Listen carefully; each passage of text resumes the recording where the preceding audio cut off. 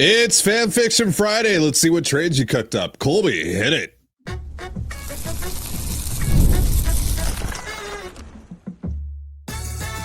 You are Locked On Mariners, your daily Seattle Mariners podcast. Part of the Locked On Podcast Network, your team every day. Ahoy, sailors. It is Friday, December 5th, 2025. You're listening to the Locked On Mariners podcast, part of the Locked On Podcast Network, now the #1 sports podcast network. My name is Ty Gonzalez, and I'm joined as always by my co-host Colby Patnode. We're two lifelong Mariners fans who've been covering the team for over half a decade, and today it's Fan Fiction Friday, the show where you submit your Mariners trade ideas. We grade them on the 20/80 scale based on creativity, uniqueness, and, of course, if they work for both clubs or not.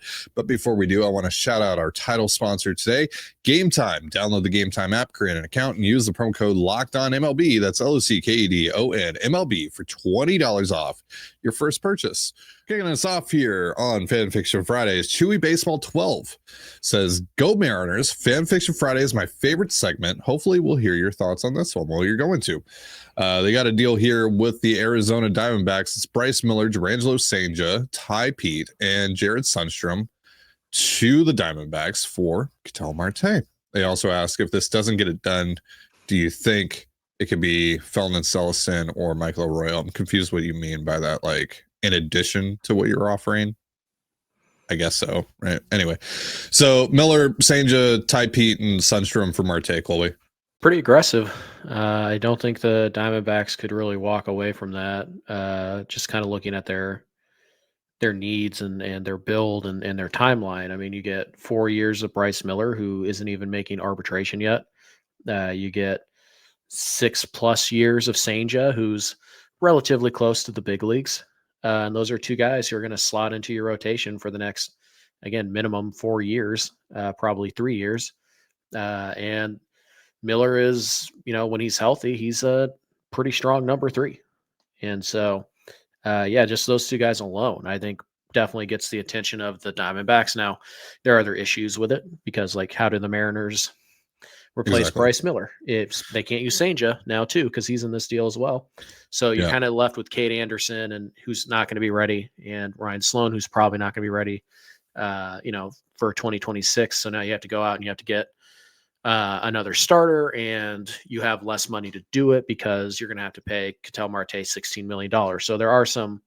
And now you can't trade Luis Castillo. You need Luis Castillo. Right. And so you don't really have an avenue to clear payroll unless you're going to trade Randy Arozarena. So, like, I don't think you can do this trade in a vacuum just because it leaves you so vulnerable. And this is why it's difficult to look at major leaguer for major leaguer swaps, because the Mariners don't have depth in most places to be able to absorb a lot, particularly in the rotation. Again, next winter, yes, they could do something like this because in theory, Kade Anderson may have debuted by the time, but he'll certainly be ready, assuming he's healthy. Cijntje potentially too. Yeah. Well, Cijntje's in this deal, but But in general, Cijntje would probably be ready to help, and Sloan would probably be pretty darn close, assuming they all survive the winter, in the org and the summer, and they're all healthy going into next year. But I think, this is the type of thing that probably going to be required to get you to the top of the list with the Diamondbacks, would be my hunch, is something like this. I don't think it would be Miller and Cijntje. I think maybe you take Cijntje out and replace him with, Celestin or Arroyo.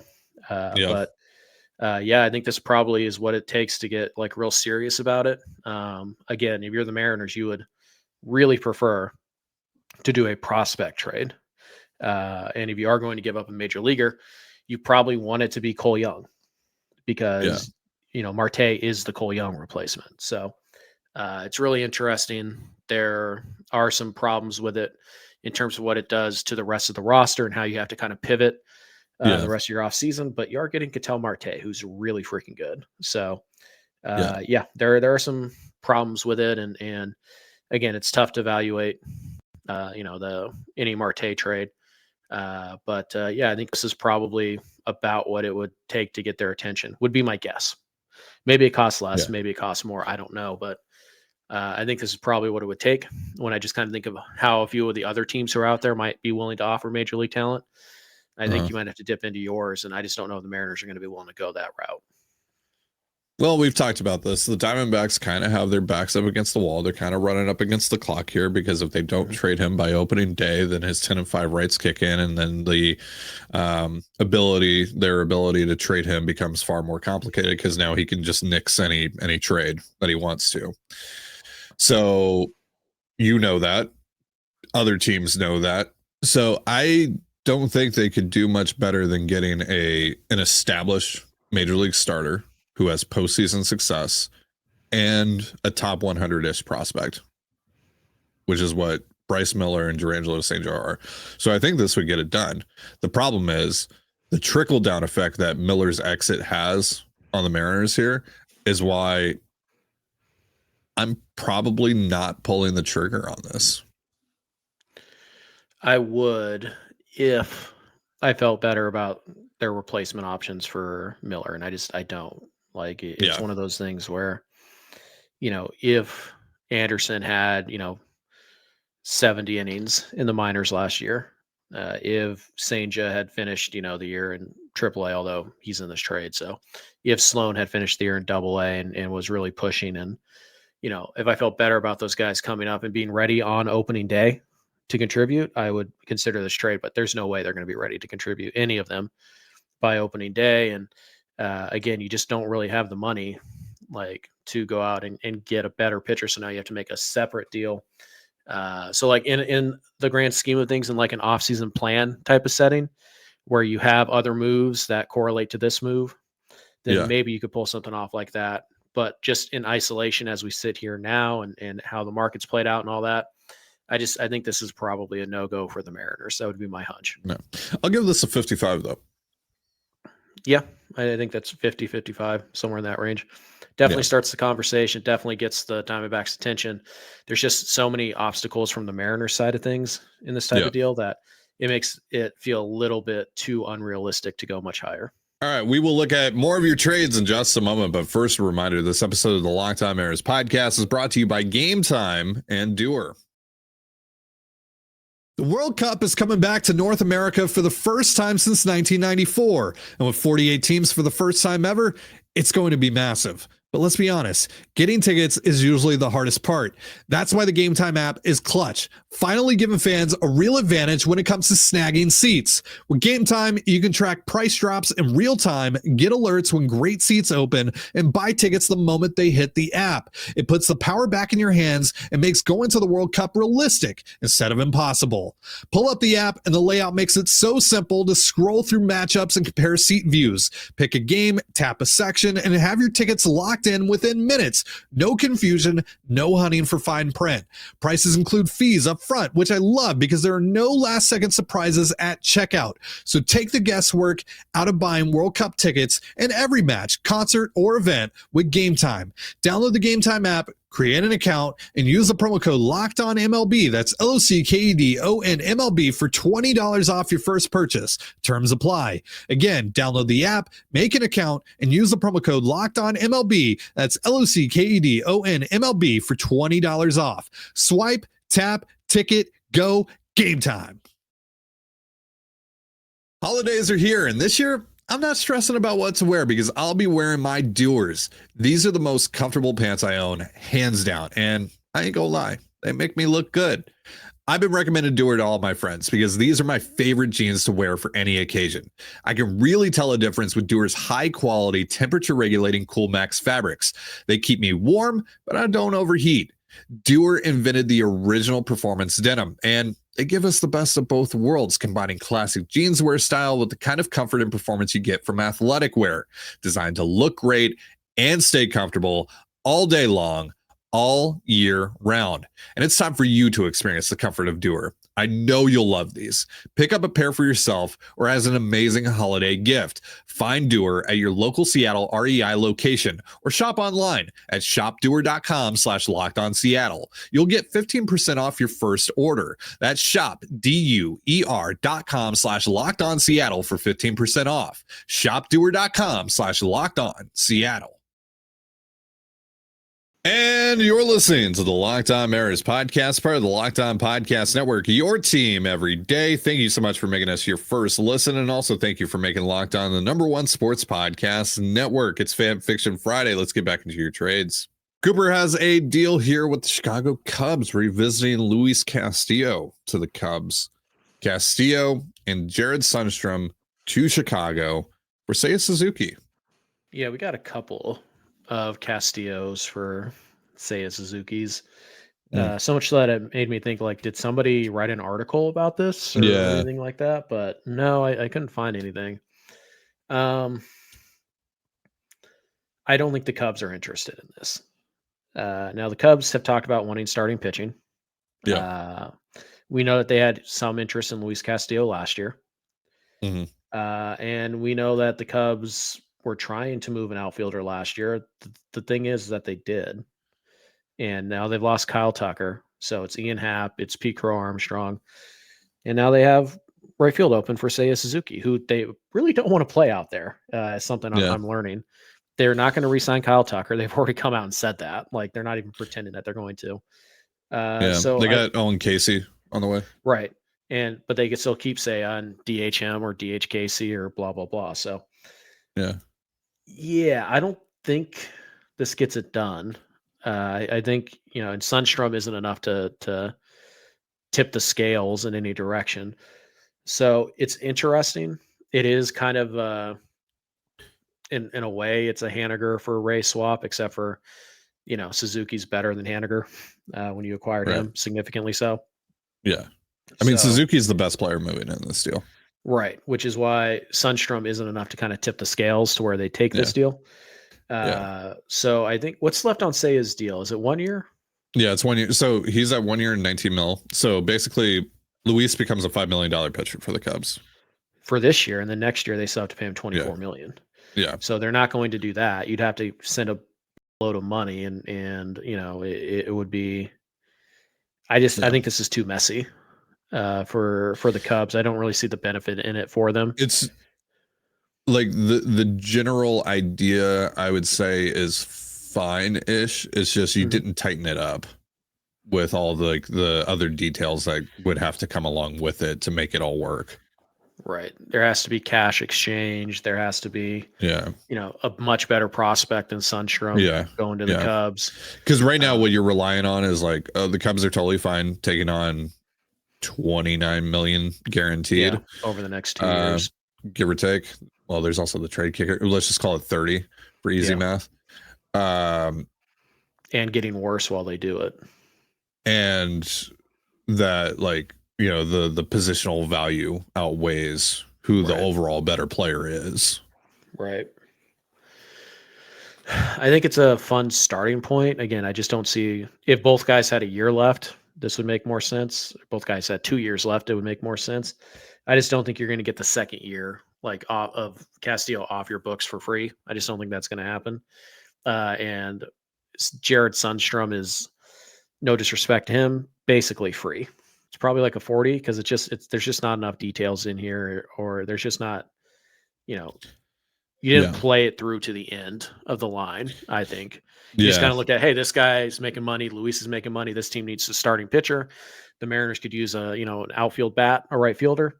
So that makes sense. And it's like, oh yeah, on the surface, yes. But when you kind of drill down a little bit deeper, more holes start to appear. So decent start. It needs more work. So I'm going to give it like a 40.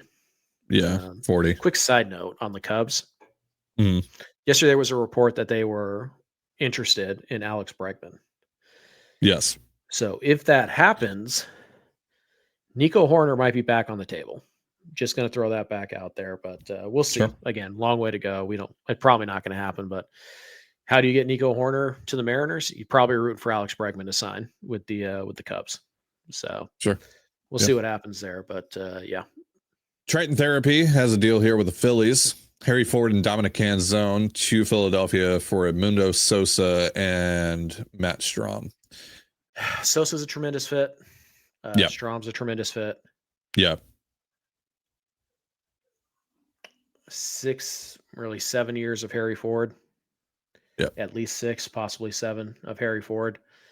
This is kind of a weird. Harry Ford's a tough one when people send him in like these fan fiction Friday trades, because sometimes people treat him like he doesn't have any value because the Mariners don't need him because they have Cal Raleigh, and other times they treat him like, he's an elite prospect, and he's not. He's a very good prospect.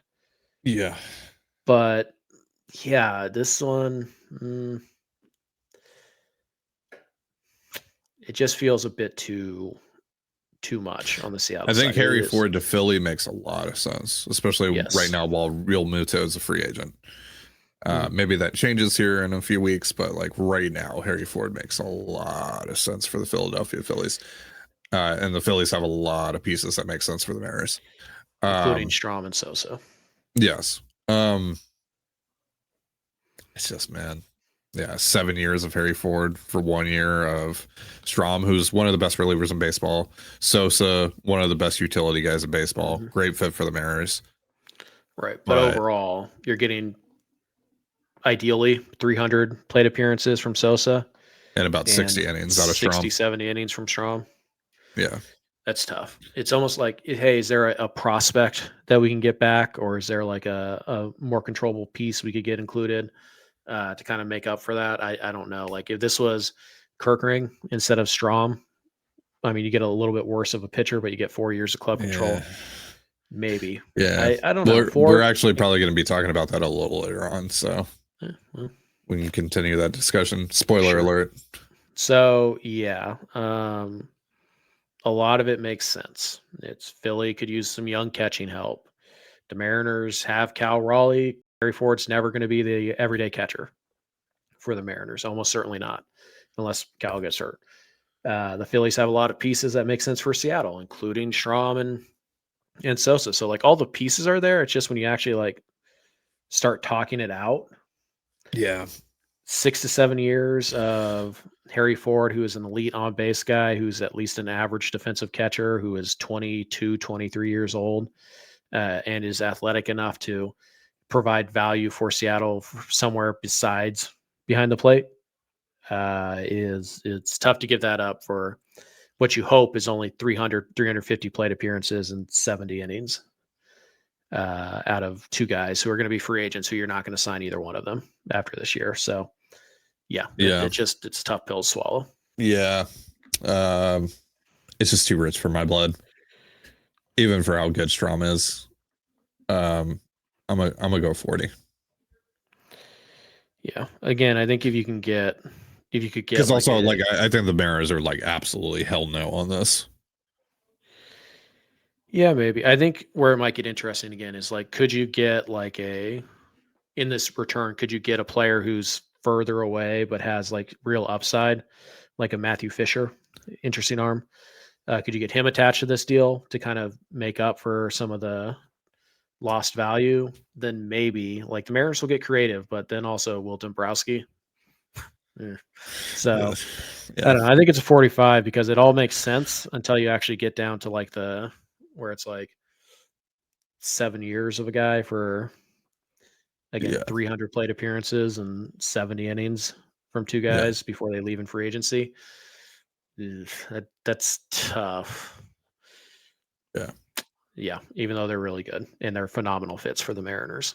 All right, we got a couple more of your trades to go over in just a moment, but first a reminder, this episode of the Locked On Mariners podcast is brought to you by FanDuel. NFL Sundays move fast. One big play and suddenly everything feels different. That's what makes live betting with FanDuel so exciting. You're not just watching the game, you're reacting to it in real time. With FanDuel, you can place bets as the action unfolds. Every drive, every momentum swing, every highlight moment. Live betting is best when the game starts to shift, a receiver gets hot, a defense tightens up, or the momentum flips after a turnover. FanDuel lets you jump into the moment as live spreads and money lines adjust instantly and player props update as guys heat up. You can bet next touchdown scores, drive results, totals, and more. It keeps you locked into every snap, every drive, every possibility. So if you want to be right in the middle of the action this season, visit FanDuel.com and place your NFL live bets all season long. FanDuel, the game moves fast, and so can you. And you're listening to the Locked On Mariners podcast, part of the Locked On Podcast Network, your team every day. As always, if you want to hear from me and Colby even more and help support the show, we have a Patreon. It's called Control the Zone. And on there, we talk Mariners, Seahawks, all that good stuff. For more information, go to patreon.com/Control the Zone. Link in the description of this episode. Mariners fans since 77 has a deal here with the Dodgers. Randy Arozarena to LA for Emmet, Sheehan, and Alex Freeland. 1 year of Randy is not getting you this. It might get you one of these guys. Maybe one, but not both. Yeah. Yeah. I mean, look at what Taylor Ward got, right? Yeah. Randy's going to get roughly what Taylor Ward got. And, obviously Grayson Rodriguez is kind of a unique player in that he's extremely talented, but extremely hurt. And so I think pick one. And then at that point, is there any sense for the Mariners to do it? Not really. So I think this is a pretty significant Dodgers overpay. And honestly, when you factor in like what it actually would cost relative to market, I don't think that it makes a lot of sense for the Mariners to do it if the Dodgers aren't going to overpay. Because like right now, kind of like with the pitching, they don't have Randy Arozarena replacement. They should be looking to add outfielders this winter because they have nothing in right field that you can count on. So you want to make another hole, and I guess my hunch would be is that the person who sent this trade would be like, oh well, Rayleigh plays left, and then right field is Canzone and Robles. Sure. And then obviously you have Sheehan or Freeland. But again, I think you get one of these guys. What is Sheehan doing for you specifically? Is he starting bullpen for you? Probably bullpen. Yeah. Like, again, because these aren't offseason plans, maybe the idea is you trade Luis Castillo then, but good luck finding a trade partner. Yeah. But, I mean, ultimately, Sheehan's going to move to the bullpen anyways because at some point, Kade Anderson is going to come up and he's better than Sheehan, or at least we think he will be. Yeah. Yeah. So... I really like Sheehan. I don't think the Dodgers would trade Sheehan for 1 year of Randy. No, plus like the Dodgers are probably trying to get Kyle Tucker right now as well. Like they're probably trying to do something bigger. Right, but again, if we assume that they don't, right? We have to assume that the Dodgers have interest in Randy Arozarena. If that's the case, I think you could probably get Freeland. There's just really not a path for him to get playing time. And he's not an elite. He's kind of a Harry Ford prospect where it's like he's a very good prospect. Freeland I can totally buy into. Sheehan not as much. No. Yeah. So it's a drastic overpay from the Dodgers perspective. And if it's not an overpay, I don't see why the Mariners would move Randy again, unless they need the money for somewhere else, but we can't factor that in when we're talking about this trade. So Freeland for Arozarena straight up would be interesting. Obviously Freeland fits pretty nicely at third base, but is he better than Colt Emerson in 2026? Maybe, but maybe not. So I think you went too hard here. So I'm gonna go 35. Yeah, I think that's 35-40. Dan has a deal with the Pirates. Harry Ford to the Pirates for Braxton Ashcraft. It's a fun deal. I like Ashcraft. Obviously, I like Harry Ford quite a bit. These 1-for-1 young major league swaps are always fun. This is very Montero for Pineda, type of thing. Yeah. Mm-hmm. Why would the Mariners do what do the Mariners get out of this? Because they have their 5 starters. Yeah. They have. I think this makes a lot of sense after a Luis Castillo trade. Yes, 100%. And we just saw that the Pirates just traded a young starter for a young offensive player who's going to be in their opening day lineup. This is a very similar trade to that one. It's just the Mariners don't need Ashcraft, so there's not much reason for them to do this. And again, I like Ashcraft quite a bit. This would be a very fun trade if it went down. But then the next question is, okay, did you just trade your backup catcher for a relief pitcher? Or is there another deal coming down the pipeline where you trade Luis Castillo and Ashcraft, slides into that spot, and then, maybe next winter you end up trading Ashcraft because you wanted Kade Anderson, or maybe Kade Anderson gets traded, or maybe Logan Gilbert gets traded, and both of those guys are in the rotation. So I'm not saying no.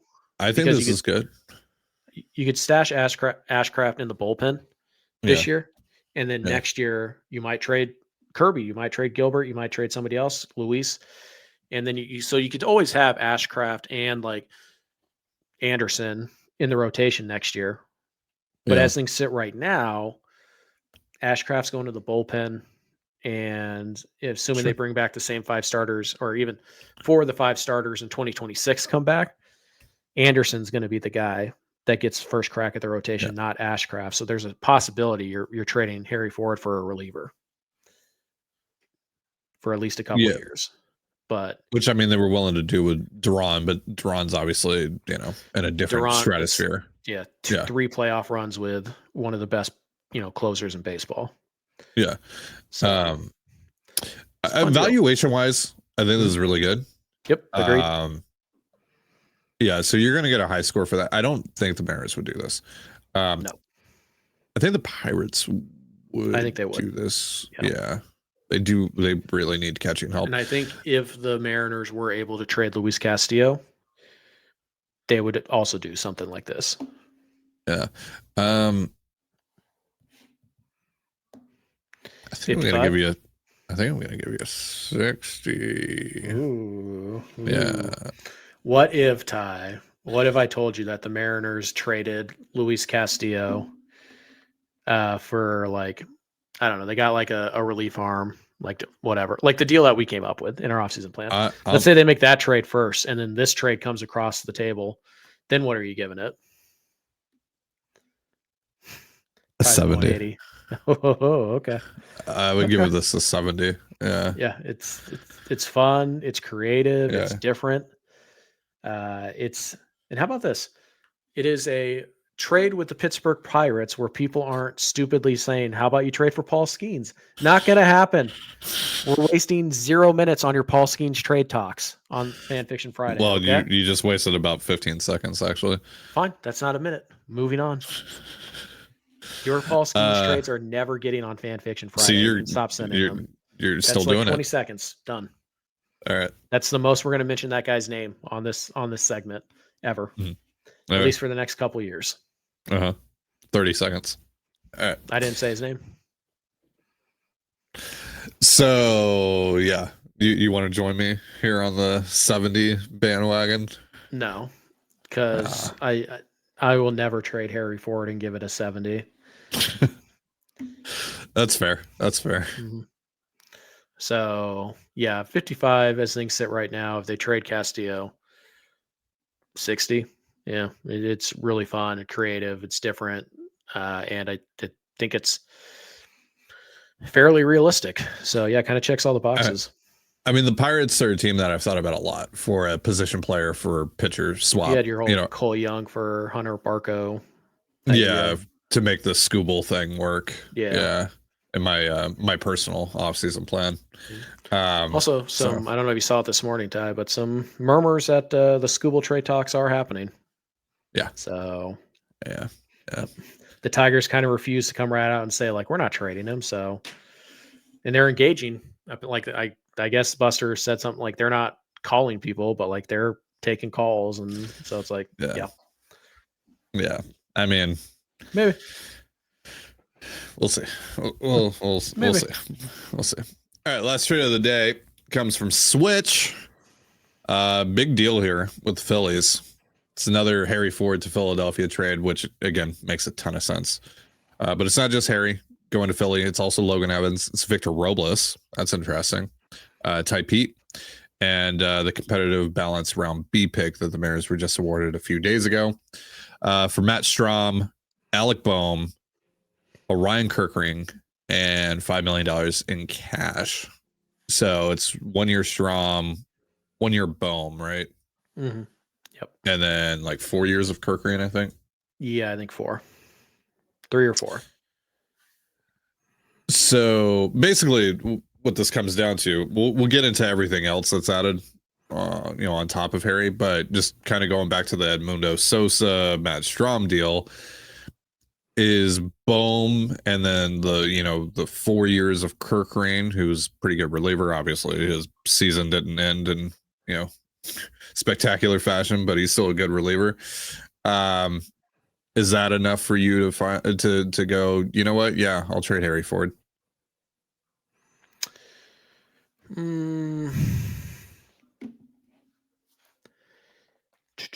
because I'm getting Strahm also. Yeah, you're getting Strahm and Kerkering. There's your relievers that you need this winter. Yeah. Yeah, probably. I think, and you get your third baseman, which I'm may or may not be better than Ben Williamson in overall value. Yeah. Like he's fine. He's fine. I'm not crazy about Alec Bohm, frankly. I'd rather have Sosa, to be honest, but Bohm's fine. He's like a walking 2.5 win player. He's fine. Yeah, but obviously for Harry Ford, it's a big piece in this. The comp round B pick stings a little bit. Peete and Robles, whatever. If you personally like those guys, like fine. But like from a baseball standpoint, they're both kind of So yeah, I think I'd probably do this trade. I don't think the Phillies would do this trade, but maybe it's possible. Yeah. I think the Phillies might rather have Rayleigh than Robles, but maybe I'm wrong. Yeah. So it's interesting. That's for sure. Yeah. Obviously, like Ford's the big prize here. And again, he makes just so much sense for the Phillies right now. And they get an outfielder, which, they're looking for right now. Robles, try and take a shot on him to bounce back. It's a very reasonable deal. Very reasonable bet for them to take on him. They get a competitive balance round B pick.